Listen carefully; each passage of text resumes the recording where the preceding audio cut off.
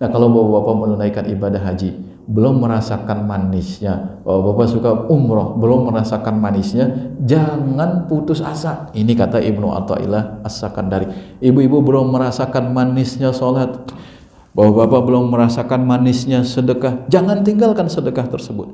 Belum merasakan manisnya sholawat, jangan tinggalkan sedekah tersebut, jangan tinggalkan sholawat tersebut, jangan tinggalkan umroh tersebut, jangan tinggalkan haji tersebut, walaupun belum khusyuk, walaupun belum ada kenikmatan di dalam hati. Kenapa demikian? Kata Ibnu Athaillah, jangan putus asa dan jangan meninggalkan kebaikan tersebut. Farubbama qabila minal amal ma lam tudrik samratahu ajila. Karena Allah Subhanahu wa taala bisa saja menerima amal ibadah bapak-bapak dan ibu-ibu yang belum bapak rasakan buahnya dan manisnya di dunia ini.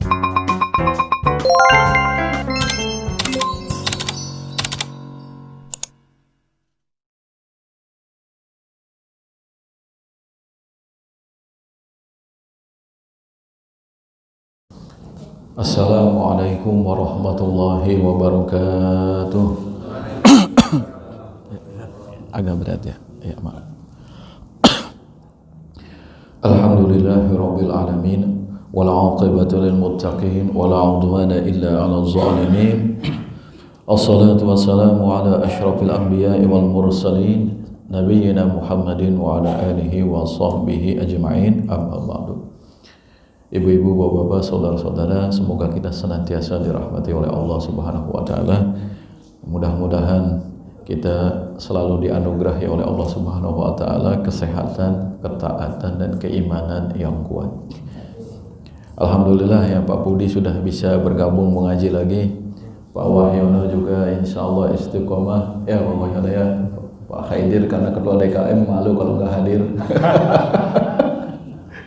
Pak Asnawi ini pencetus masjid ini kalau nggak hadir repot juga. Ini subhanallah, bapak-bapak yang senantiasa hadir yang saya tidak kenal tapi saya tahu wajahnya selalu hadir dan kita selalu berjamaah. Jangan lihat ustadznya di masjid ini, tapi lihat kita selalu berjamaah itu karena Allah Subhanahu wa taala.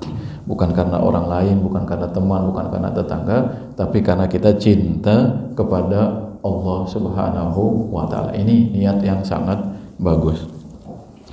Kalau kita cinta kepada Allah, dimanapun kita berada, kita selalu dekat pada Allah. Jadi kita tidak bertakwanya di Masjidil Haram saja, tidak bertakwa di Masjid Nabawi saja, tidak. Tapi dimanapun kita berada, selalu ada Allah, selalu ada Rasulullah.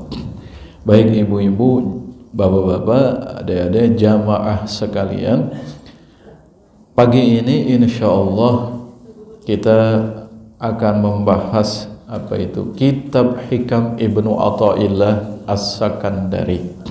Ibnu Athaillah As-Sakandari ini beliau seorang ulama ahli hikmah, murid dari Abul Abbas Al-Mursi. Kalau di kalangan pesantren ini kitab hikam sering dibaca, di perkampungan juga sering dibaca.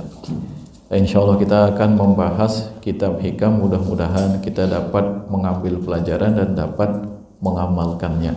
Nah, pada pagi ini insya Allah kita akan membahas tentang bagaimana kita berhusnuzon, berbaik sangka kepada Allah Subhanahu wa taala, juga berbaik sangka kepada sesama hamba Allah Subhanahu wa taala.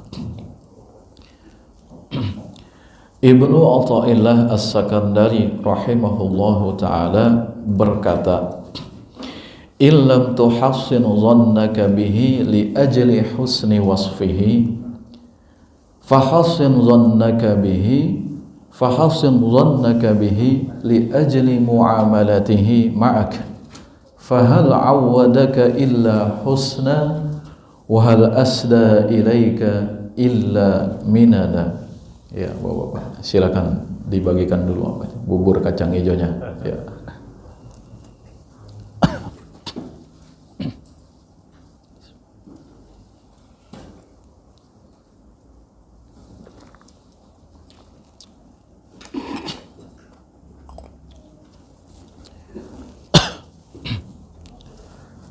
Dah kebagian semua Bapak-bapak ya. Siap.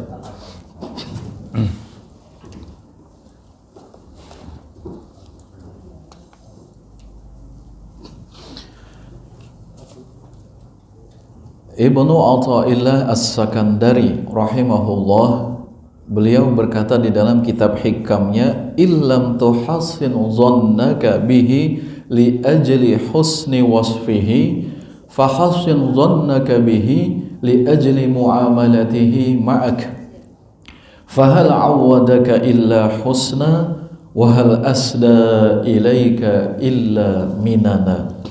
Ini artinya ibu-ibu, bapak-bapak, jika Anda tidak bisa memperbaiki prasangka Anda kepada Allah Subhanahu wa taala karena indahnya sifat Allah, maka perbaikilah prasangka Anda kepada Allah karena perlakuan Allah kepada Anda.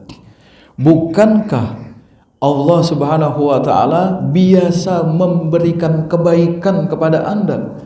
Bukankah yang Allah berikan kepada Anda selalu kebaikan? Wahal asda ilaika illa minana. Bukankah yang Allah anugerahkan kepada Anda selalu aneka karunia darinya? Nah ini bapak-bapak, ini yang kita baca syarah hikam Ibnu Athaillah Misbahul Zulam ala Nahjil Atam fi Tabwibil Hikam. Ini disyarah oleh Imam Nawawi Al-Bantani rahimahullah, ulama Indonesia yang tinggal di Mekah. Ini beliau Masya Allah al-alim al-allamah, sangat alim, ilmunya luar biasa, Syekh Nawawi Al-Bantani. Ini Imam Nawawi Al-Bantani, beliau menjelaskan, ini bapak-bapak ya, ay illam tuhassin dhannaka billahi ta'ala li ajli sifati karamihi al-jamilah min maghfiratihi wa rahmatihi wa ra'fatihi wa fadlihi wa sitrihi ila ghairi dhalika fahassin dhannaka billahi li ajli shumulika bi fadlihi wa karamihi wa isbaghin ni'am alayka wa isbaghihi an ni'ama alayka. Kata Imam Nawawi Al-Bantani, jika Anda tidak bisa berbaik sangka kepada Allah Subhanahu wa taala karena sifat Allah yang Maha Dermawan, Allah Maha Pengampun, Allah Maha Pengasih, Allah Maha Penyantun, Allah memberikan karunia, Allah menutupi aib kita, bapak-bapak ditutupi aib kita, ibu-ibu aib dan kekurangannya ditutupi sehingga dilihat oleh masyarakat, dilihat oleh teman selalu indah. Ini kan karunia dari Allah Subhanahu wa taala. Nah, kita tidak bisa melihat Allah itu maha baik. Ini kalau kata Syekh Nawawi Al-Bantani, ini derajat para ulama yang dekat kepada Allah. Kalau ulama yang dekat kepada Allah Subhanahu wa taala itu selalu apa yang diberikan oleh Allah Subhanahu wa taala baik, dan mereka kenal kepada Allah melalui sifat-sifatnya. Jadi Allah sangat baik dan sangat indah kepada hamba-hambanya, sangat mulia, dermawan, baik. Ini kalau orang yang derajatnya alim. Kalau orang seperti kita, orang awam yang baru bilang baik kalau kita dikasih makanan, yang baru kita bilang baik kalau kita dikasih duit, yang baru kita bilang baik kepada orang lain kalau kita dikasih pekerjaan, misalnya seperti itu. Untuk orang awam seperti ini, kata Ibnu Athaillah As-Sakandari, perbaikilah prasangka Anda kepada Allah melalui perlakuan Allah selama ini kepada Anda. Bukankah yang Allah berikan kepada Anda selalu kebaikan? Bukankah yang selalu Allah anugerahkan kepada Anda selalu aneka karunia? Nah ini untuk orang awam seperti kita. Kita lihat, ibu-ibu punya tangan, di tangannya ada jari 5, satu saja hilang, ibu-ibu malu, pasti ditutupi. Ibu-ibu punya wajah bersih, bagus, ya, matanya 2, hidungnya menghadap ke bawah, coba menghadap ke atas. Pak Budi ketawa ya. Coba menghadap ke atas. Ibu-ibu jalan kalau nggak pakai payung, hujan, masya Allah, hidungnya dimasuki air hujan. Itu indah. Untuk orang awam seperti kita, kita lihat itu. Bukan cuma itu, punya suami yang setia, punya suami mencari nafkah untuk ibu-ibu, untuk anak, Mungkin ibu-ibu berpikiran, kenapa suami saya bukan Raffi Ahmad? Kenapa suami saya bukan Prabowo? Allah Maha tahu kalau suami ibu Raffi Ahmad, ibu nggak ngaji ke Masjid Al-Barakah ini. Ya, ke mall. Kalau suami ibu Prabowo boro-boro hadir di Masjid Al-Barakah ini, sibuk ibu pejabat itu. Allah Maha tahu dan memberikan yang terbaik kepada ibu-ibu dan kepada kita. Jadi suami ibu diberikan suami yang sekarang itu adalah anugerah yang terbaik. Bapak-bapak juga punya istri yang rajin, ya, masak buat bapak-bapak, walaupun bukan tugasnya dalam Islam itu cuci baju. Makanya bapak-bapak bersyukur kepada Allah Subhanahu wa taala. Mungkin bapak-bapak bertanya, kenapa istri saya bukan siapa itu artis-artis yang cantik? Ya karena Allah Maha tahu. Kalau istri bapak cantik-cantik mungkin ya mungkin sama juga bisa menyebabkan kita jauh dari Allah Subhanahu wa taala. Jadi kalau kita sebagai orang awam melihat kebaikan-kebaikan yang Allah berikan kepada kita, maka kita akan selalu berbaik sangka kepada Allah. Kata Ibnu Athaillah, yang Allah biasa berikan kan selalu baik, yang Allah anugerahkan kan selalu yang indah. Coba saya tanya kepada ibu-ibu saat-saat ini ya, nanti sebelum tidur lihat wajah anak-anaknya. Terus apakah ibu berpikiran, coba anak saya ditukar sama anak tetangga saya? Tidak ada. Atau bapak-bapak sebelum tidur nanti lihat wajah-wajah anaknya, ingat itu. Terus apakah kita masih berpikiran, coba anak saya ditukar sama anak pejabat? Tidak ada yang berpikiran seperti itu. Karena Allah Maha baik, menitipkan kasih sayang di hati ibu-ibu dan bapak-bapak untuk sayang kepada anak-anaknya. Ini anugerah yang besar. Cuma kita sebagai orang awam sering salah karena lantaran keserakahan kita. Di mana salahnya? Ini bapak-bapak ya. Tadi kalau orang yang baik, orang yang arif billah, orang ulama itu sudah tahu Allah Maha baik.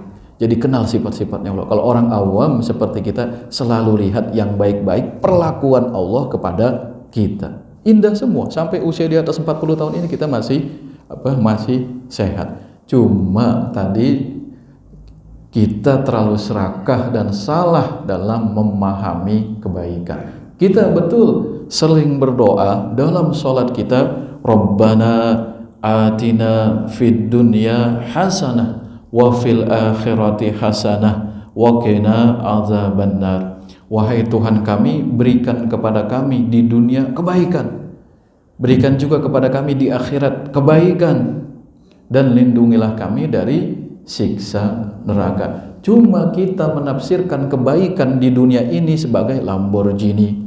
Kita memahami kebaikan di dunia ini sebagai jabatan sebagai menteri. Kita menafsirkan kebaikan di dunia ini jabatan sebagai ketua RT, RW, dan lurah dan lain sebagainya. Kita menafsirkan kebaikan di dunia ini sebagai orang terpandang. Kita menafsirkan di dunia ini sebagai artis. Ini penafsiran kita yang serakah. Saking serakahnya kita menafsirkan kebaikan adalah harta yang bertumpuk-tumpuk. Ya Allah, saya hari ini sudah bersedekah 1 juta. Saya menagih kepadamu ya Allah agar dibalas 700 juta. Karena engkau berfirman di dalam Al-Quran, siapa yang melakukan satu kebaikan akan dilipat gandakan sampai 700. Maka saya sudah menginfakkan 1 juta, saya minta ya Allah sekarang 700 juta. Nah ini kan saking apanya ini kita? Saking serakahnya kita. Sudut pandang kebaikan di mata kita selalu duniawi. Harta, kedudukan, ketampanan, kecantikan, dan lain sebagainya. Padahal Allah Subhanahu wa taala memberikan kita yang terbaik. Yang terbaik itu bukan berarti yang kita inginkan, seperti itu.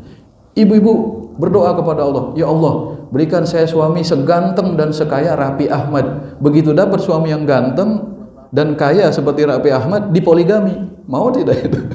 Doanya berubah lagi, ya Allah, berikan suami yang jelek aja lah tapi setia. Dikasih yang setia. Nah sekarang dikasih ibu-ibu bapak sudah ganteng dan setia. Itu. Jadi jangan sampai kebaikan Allah Subhanahu wa taala kita cederai dengan keserakahan kita dan perbuatan kita yang tidak benar. Kebaikan di dunia, kebaikan yang menurut Allah. Kadang Allah memberikan kita karena itu terbaik, kadang Allah mencegah kita karena itu yang terbaik. Ini Bapak-bapak yang dirahmati oleh Allah Subhanahu wa taala. Kalau orang yang sudah dekat kepada Allah, seperti saya sudah pernah sampaikan di sini, pada suatu saat ada Khalifah Harun ar-Rasyid punya pembantu namanya siapa? Dulu saya pernah cerita di sini, namanya Ayash atau Ayash. Itu selalu makan enak bersama Khalifah. Saya Pak Asnawi ini Khalifah, saya pembantunya. Itu kan pasti selalu makannya enak, menu-menunya enak. Tidak ada ketoprak di pinggir jalan sama Khalifah, sama presiden. Sekalipun ada itu musim pencitraan atau musim pilkada. Setelah terpilih nggak ada turun lagi makan ketoprak. Jadi kalau bersama presiden ataupun bersama Khalifah pasti makanannya enak, selalu enak. Suatu saat Khalifah mau ngerjain si Ayas. Ini pembantu saya Ayas ini kok lahap terus makan sama saya. Apa karena makanannya selalu nikmat, selalu enak yang mahal-mahal, apa di Hanamasa yang tinggal pilih masak sendiri, atau di mana di restoran bintang, hotel bintang 5 diajak, selalu enak seperti itu. Kata Khalifah, ini Ayas selalu enak, selalu lahap. Coba suatu saat perlu dikerjain ini. Apakah dia masih bersyukur, masih selalu enak? Dikasihlah, dibuatlah, wahai pembantuku, ini juru masak bikin masakan yang tidak enak. Dibikinlah itu masakan yang tidak enak. Dibikin masakan yang tidak enak, rasanya tidak enak. Jangankan sebanding dengan makanan di restoran, tidak, mungkin sama warteg saja kalah enak. Masakan itu dihidangkan. Cuman Khalifah pinter, dia tidak mau makan duluan. Disuruhlah itu si Ayas untuk, Ayas silakan makan. Ternyata Ayas masih lahap dan nikmat, padahal menu yang dibuat itu makanan paling tidak enak.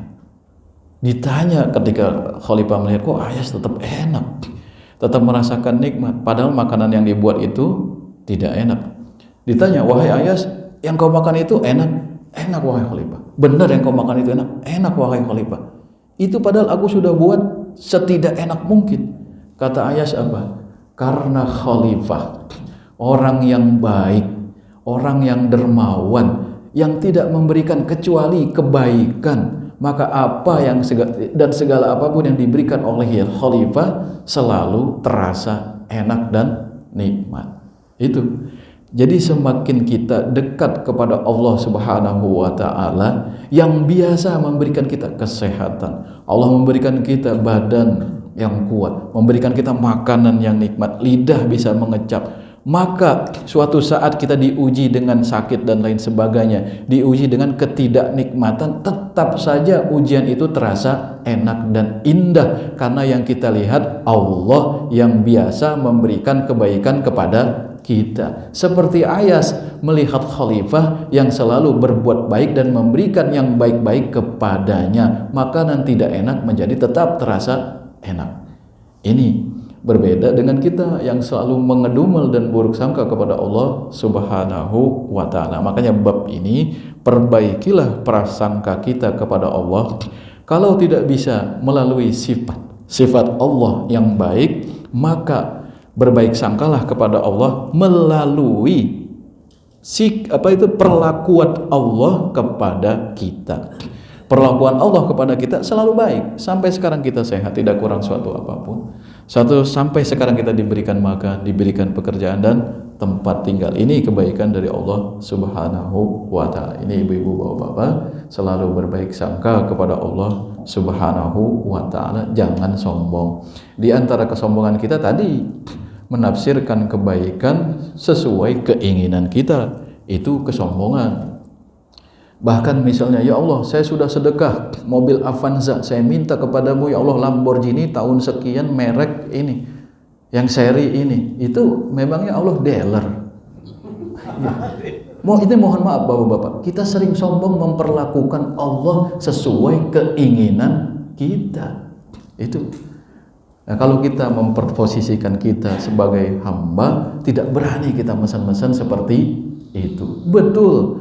Kalau orang menginfakkan, melakukan suatu kebaikan, dibalas ambat kama salihabbatin ambatat sab'a sanabila fi kulli sumbulatin mi'atu habbah wallahu yudha'ifu liman yasha wallahu wasi'un alim. Betul, siapa yang menginfakkan satu kebaikan itu ibarat satu benih. Dalam satu benih itu menumbuhkan 7 tangkai, dan pada masing-masing tangkai ada 100 benih. Berarti satu dibalas 700.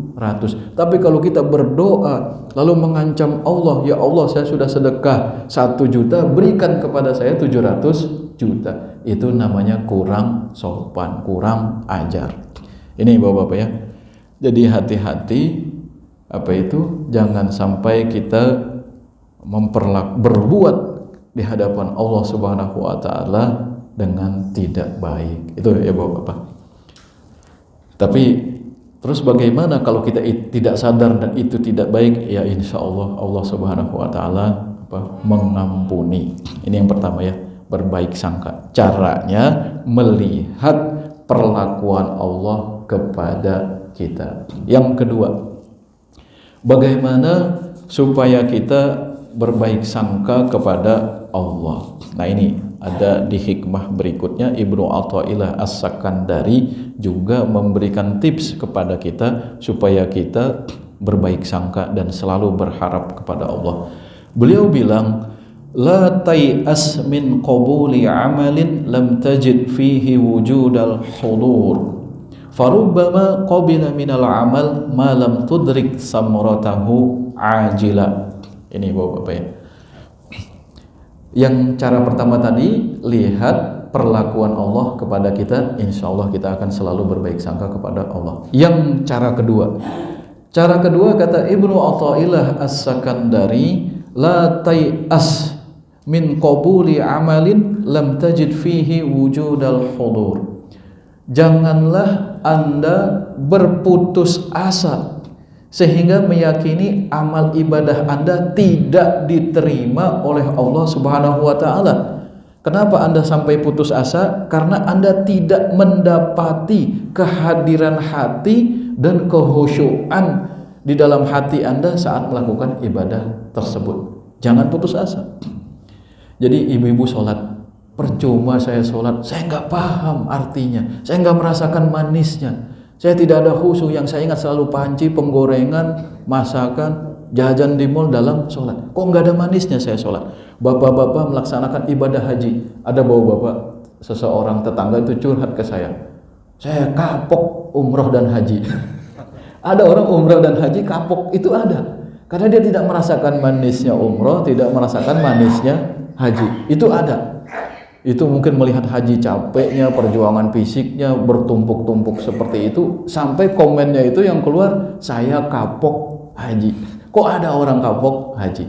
Nah kalau bapak-bapak menunaikan ibadah haji belum merasakan manisnya, bapak-bapak suka umroh belum merasakan manisnya, jangan putus asa. Ini kata Ibnu Athaillah As-Sakandari. Ibu-ibu belum merasakan manisnya sholat, bapak-bapak belum merasakan manisnya sedekah, jangan tinggalkan sedekah tersebut. Belum merasakan manisnya sholawat, jangan tinggalkan sedekah tersebut, jangan tinggalkan sholawat tersebut, jangan tinggalkan umroh tersebut, jangan tinggalkan haji tersebut. Walaupun belum khusyuk, walaupun belum ada kenikmatan di dalam hati. Kenapa demikian? Kata Ibnu Athaillah, jangan putus asa dan jangan meninggalkan kebaikan tersebut. Farubbama qabila minal amal ma lam tudrik samratahu ajila. Karena Allah Subhanahu wa taala bisa saja menerima amal ibadah bapak-bapak dan ibu-ibu yang belum bapak rasakan buahnya dan manisnya di dunia ini.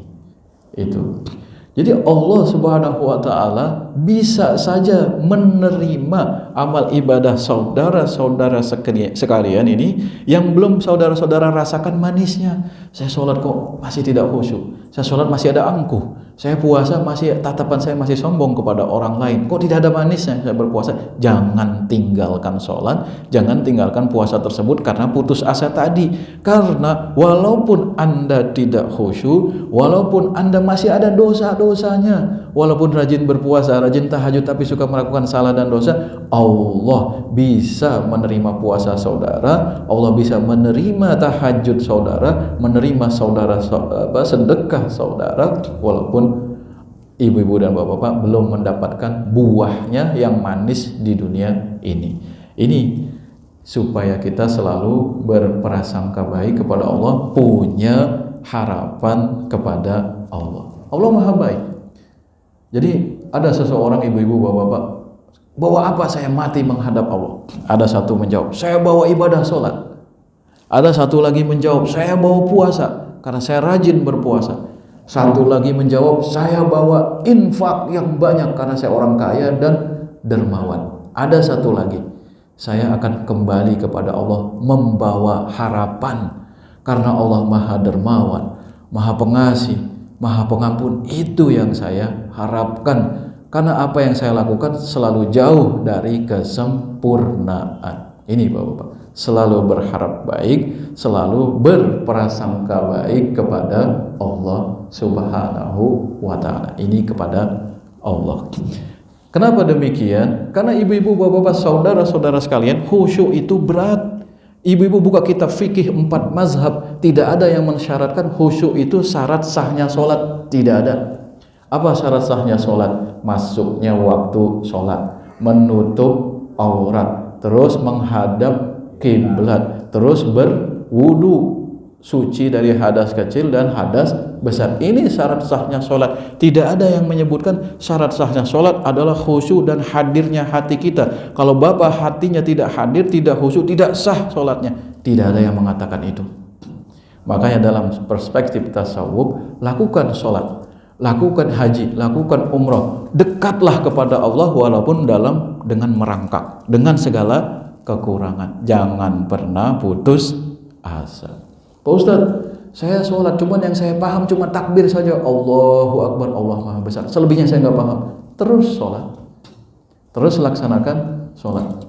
Pak Ustadz, saya hafal bacaan sholat dan paham artinya, kecuali satu, wajiburni. Apa itu wajiburni? Apa? Rabbik firli warhamni, wajiburni warfa'ni warzuqni. Apa wajiburni? Terus tetap sholat. Jangan gara-gara tidak paham satu kata terus kita berhenti sholat. Itu bapak-bapak ya, ibu-ibu, selalu berbaik sangka dan penuh harapan kepada Allah Subhanahu wa ta'ala, karena khusyuk dan hadirnya hati bukan merupakan syarat untuk diterima oleh Allah Subhanahu wa ta'ala.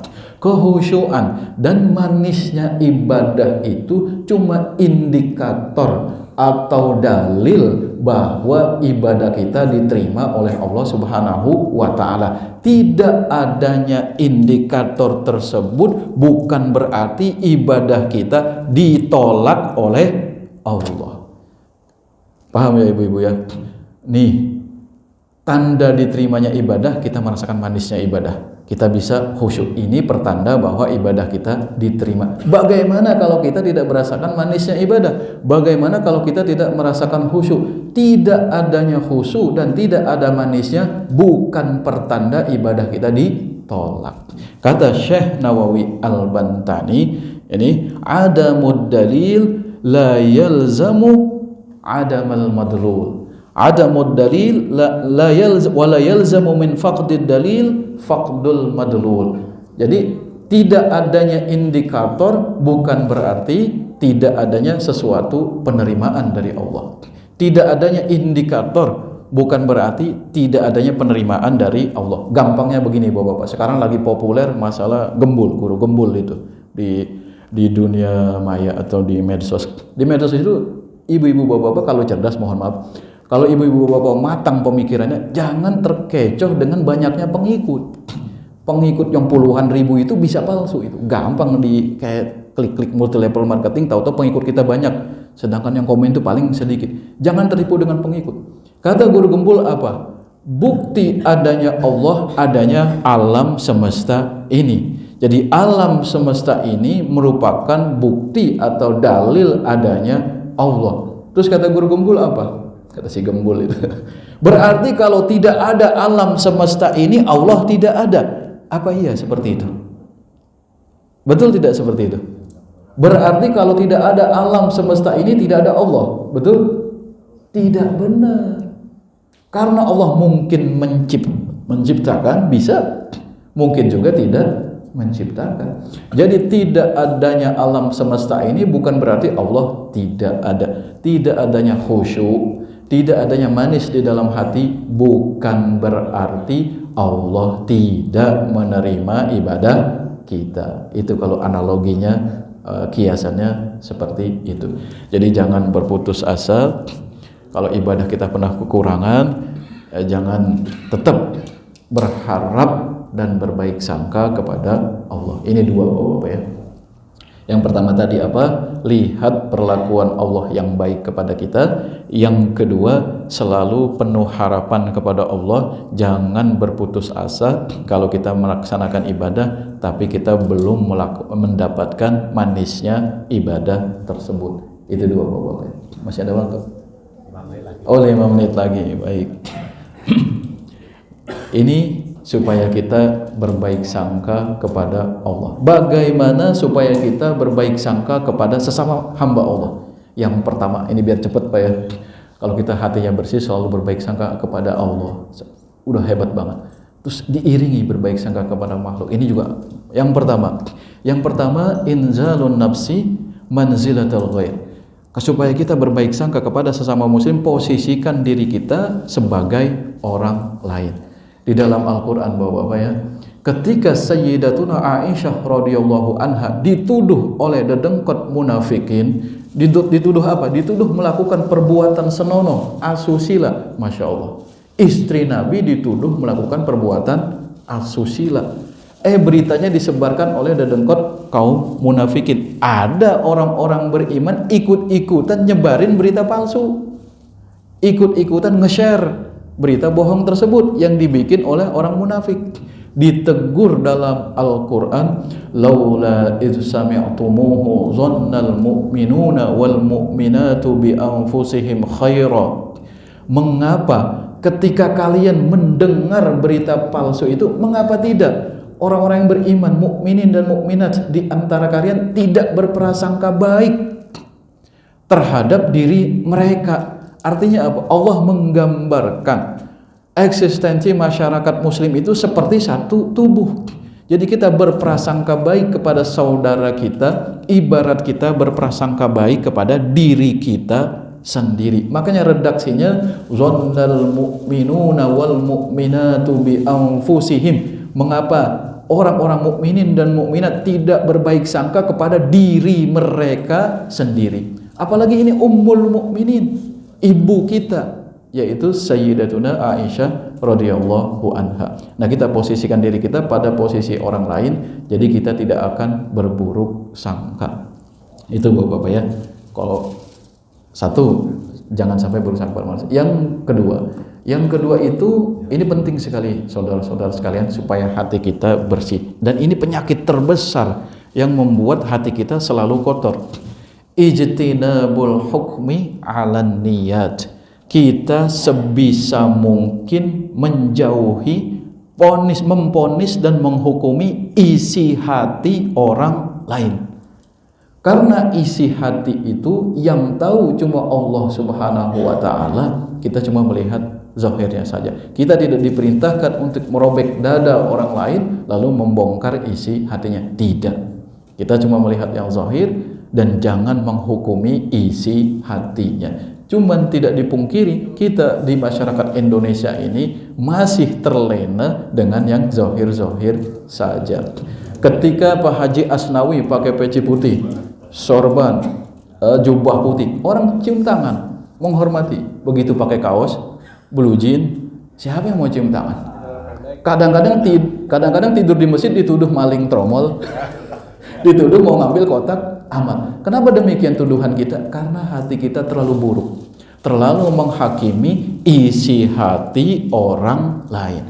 Begitu ada pemuda tatoan, mohon maaf, pakai kaos, tidur di masjid atau Gojek, lusuh pakaiannya, capek habis narik.